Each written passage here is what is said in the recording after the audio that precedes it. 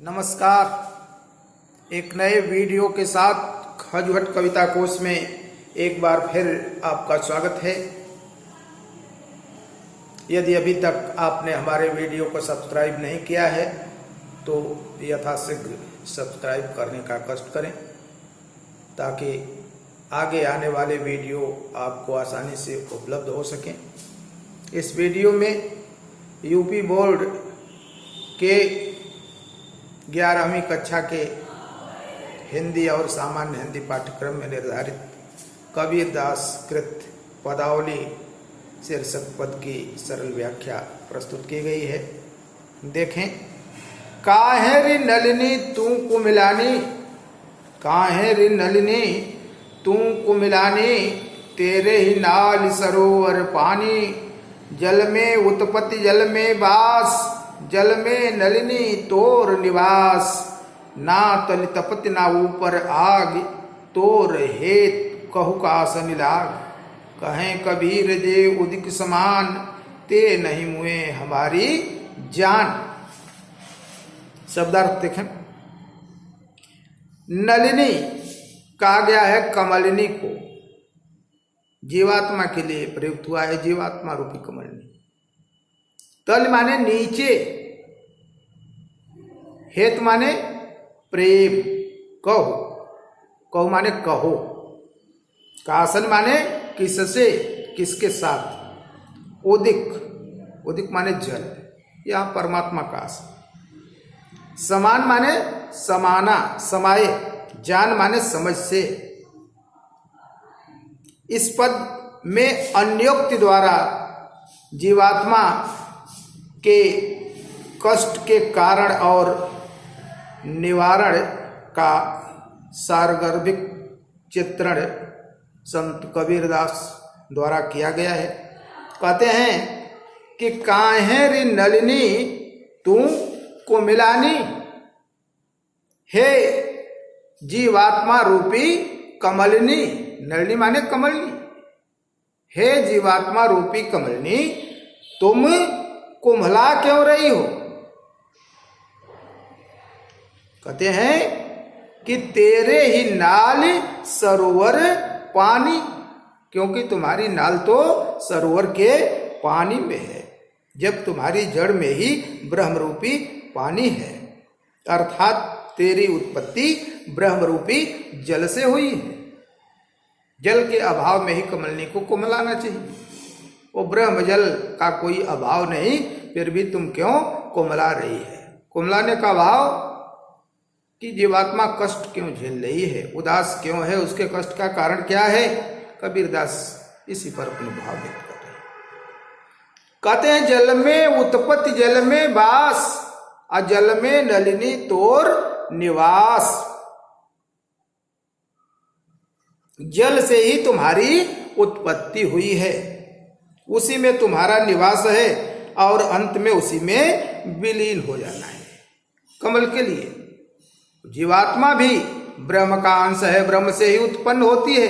ये जीवात्मा रूपी जो कमलिनी है ब्रह्म रूपी जल से ही उत्पन्न होती है, उसी ब्रह्म की देख रेख में रहती है और आखिरी में फिर उसी ब्रह्म में विलीन हो जाती है। उससे इतर होने का कोई अवसर आता नहीं। तो फिर ऐसे में कहते हैं कि तुम्हारे कुम्हलाने का, तुम्हारे दुखी होने का, तुम्हारे उदास होने का कारण क्या है। काहे रे नलिनी तू कुमिलानी, ना तल तपत ना ऊपर आग। कहते हैं कि न तो तल में कोई तपन है, न तो तुम्हारे नीचे कोई उष्णता है, और न तो ऊपर आग ही है। फिर क्यों कुम्हला रही है। दैहिक दैविक भौतिक कोई ताप नहीं, कोई कष्ट नहीं, फिर भी दुखी है। बहुत विचित्र बात है। अकारण दुख हो रहा है, क्यों हो रहा है।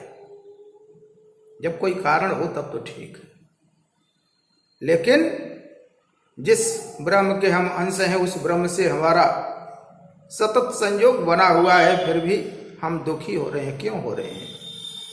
कबीरदास जी प्रश्न करते हैं कि तोर हेतु कहु का सन लाग। कहते हैं कि कहो माने बताओ, कहो कि तोर माने तुम्हारा, हेत माने प्रेम, कहो कासन, कासन माने किसके नाम लगा है, किससे लगा है, तुम्हारा प्रेम किससे हो गया जिसके वियोग के ताप से तुम कुमला रही हो। कमल के लिए, कमल का प्रेम सूर्य से होता है, सूर्य के प्रकाश में कमल खिलता है और उसके अभाव में कमलनी मुरझा जाती है, जल तो रहता है।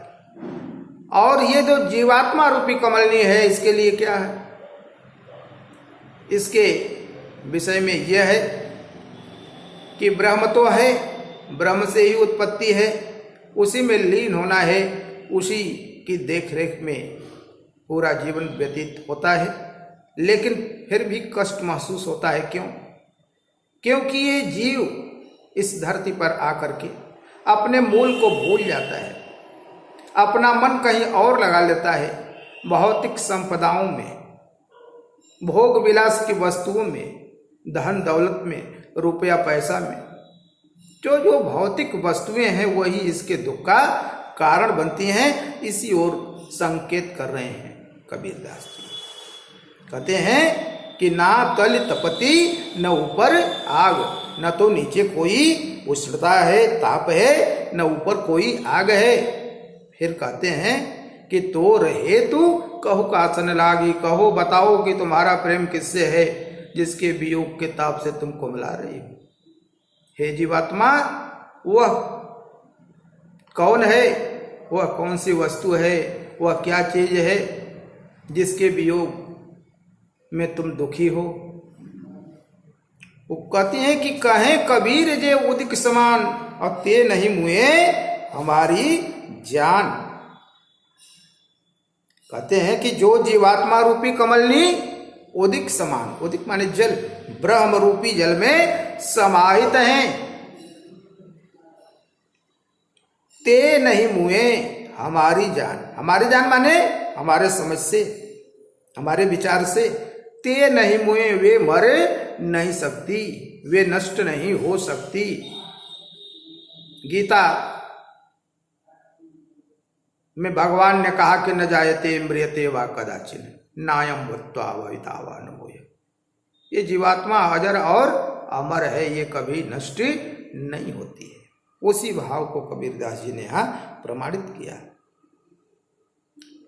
ये संदेश दिया कबीरदास जी ने कि तुम्हारे कष्टों का निवारण तभी हो सकता है जब तुम उस परमात्मा से जिसके तुम अंश हो जुड़ जाओ, उसके ध्यान में लगे रहो, उससे विमुख न हो, और उसको छोड़ करके भौतिक वस्तुओं में जब तुम मन को लगाएगा तो ये तुम्हारे कष्ट का कारण बनेगा।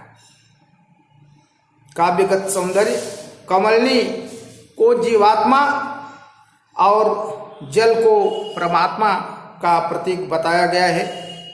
भाषा पंचमेल खिचड़ी सदुकड़ी, शब्द शक्ति लक्षणा और व्यंजना है, गुण माधुर्य है, रस शांत है, छंद गेय पद है, अलंकार अन्योक्ति है। धन्यवाद।